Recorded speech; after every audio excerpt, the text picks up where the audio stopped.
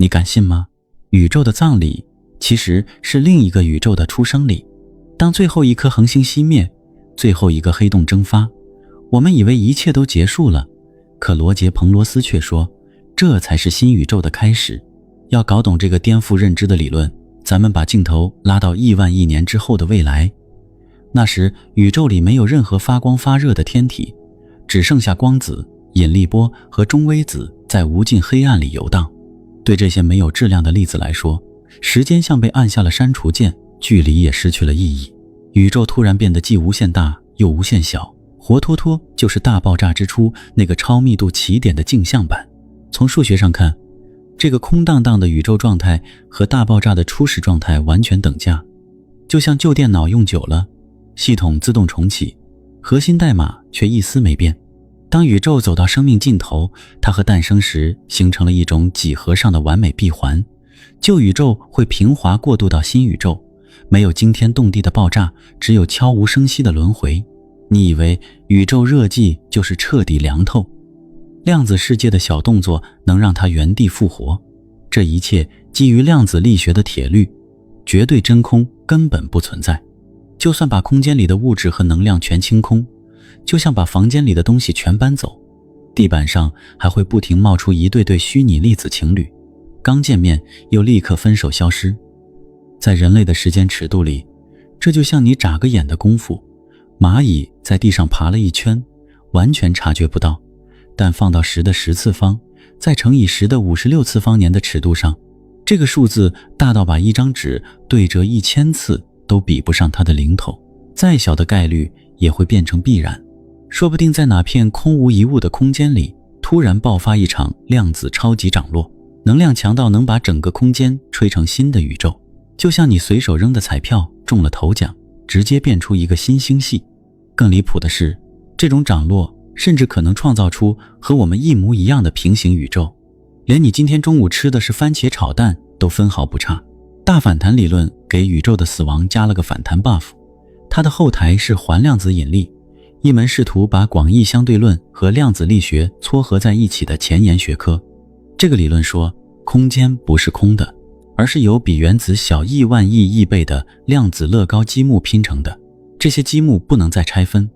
当宇宙走到终点开始收缩，就像你用力捏一个乐高球，捏到一定程度，积木再也压不动了。当物质密度达到普朗克临界值，引力会突然叛变，从吸引力变成超强排斥力，宇宙瞬间像撞到墙的橡胶球一样猛地反弹开来，释放出的能量就是我们的大爆炸。镜头跟着收缩的宇宙，画面越来越暗，密度越来越大，突然一道强光炸开，恒星、星系像烟花一样瞬间绽放，前一个宇宙的骨灰变成了我们宇宙的养分。这哪里是死亡，分明是宇宙的极限反弹。永恒膨胀假说把我们的宇宙变成了无限泡沫里的小透明。想象一下，宇宙像一片不停冒泡的汽水，每个泡泡都是一个独立的宇宙，引发大爆炸的膨胀过程在整个海洋里从来没停过。我们的泡泡慢慢冷却变空，但其他地方正有千千万万个新泡泡在诞生，因为泡泡之间的空间以超光速扩张，就像吹气球时两个点的远离速度超过了气球里的声速，我们永远看不到隔壁的泡泡。更颠覆的是，有些平行宇宙的物理法则可能完全离谱，那里的光速是每秒1米，人走路都能超音速，或者有5种基本力，苹果可能会往天上飞。这样的平行宇宙数量多到要用带10000个零的数字来写，甚至趋向无穷大。我们的宇宙末日在整个多元宇宙里连一朵浪花都算不上，生命永远在某个泡泡里热热闹闹地延续着。膜理论把宇宙变成了5维空间里的悬浮纸片，我们的宇宙是一张3维的膜，像 A4 纸一样漂浮在5维空间里，旁边可能还飘着另一张一模一样的纸宇宙。当这2张纸被5维引力慢慢拉到一起，碰撞的瞬间就像2张烧红的铁片碰在一起，巨大的动能转化为超热等离子体和辐射。对我们来说，这就是一场全新的大爆炸。旧宇宙的冰冷空旷瞬间被照亮，恒星、星系像种子一样在膜上发芽。更神奇的是，这个过程会无限循环，撞完的2张纸会弹开，各自膨胀冷却，直到5维引力再把它们拉回来相亲。如果能给下一个宇宙膜写一句创世寄语，你会写什么？评论区留下你的宇宙悄悄话。你有没有想过，我们的宇宙其实是个豆腐渣工程，整个空间都被希格斯场填满，它就像宇宙的质量开关，给基本粒子赋予质量，也定下了我们熟悉的物理法则。但科学家发现，我们现在的真空是假真空，就像手机显示满电，其实是虚电，底下还有个更稳定的真空山谷。一旦某个点发生量子隧穿，就像有人捅破了虚电的泡泡，一个真空的黑球会以光速扩散，所到之处，原子瞬间分解，引力和电磁力全变样，连你手里的手机都会变成一堆陌生粒子。但这不是结束，假真空里锁着的巨大能量会在黑球里爆发，创造出新的大爆炸条件。旧宇宙的毁灭反而给新宇宙腾了地方，说不定新宇宙里会诞生出由暗物质构成的生命，比我们更神奇。全息原理把宇宙变成了一场巨型 VR 秀，你看到的3维宇宙其实是宇宙边界上的2维信息投影，就像你戴 VR 眼镜看到的 3D 世界，其实是镜片上的2D 信号。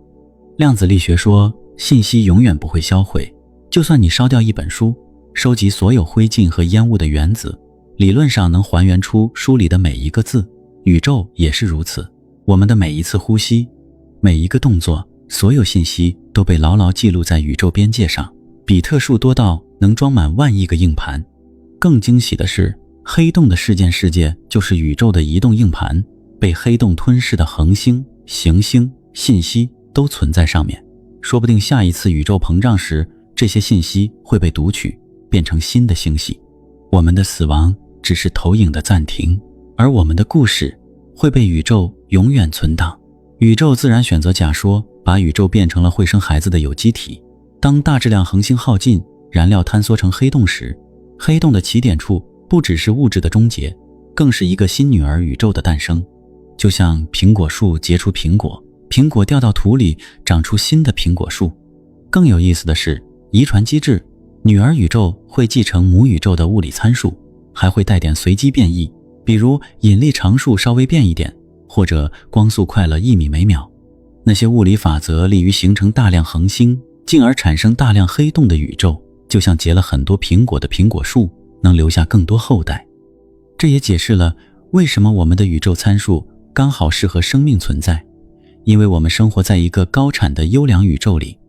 就算我们的宇宙死了，它留下的100万亿个黑洞，每个都是新宇宙的种子，生命会在新宇宙里继续发芽。马克思泰格马克的数学宇宙假说，把宇宙的本质变成了一组永恒的方程。我们习惯认为数学是描述自然的语言，但这个理论说，物理现实本身就是纯粹的数学结构。从夸克到星系，所有物体都是数学的体现。圆周率派、毕达哥拉斯定理，这些数学真理不受时间和空间限制，就算宇宙最后一颗恒星熄灭，它们依然在数学的世界里永恒存在。我们的宇宙就像一本无限厚的书里的一页，每一页都是一个不同的宇宙，对应着一个不同的数学方程，包括你能想到和想不到的所有可能。所以，我们的生命可能会结束，但我们所遵循的数学规律会在永恒里延续。这或许是另一种形式的永生，我们从未真正消失，只是换了一种数学形态存在。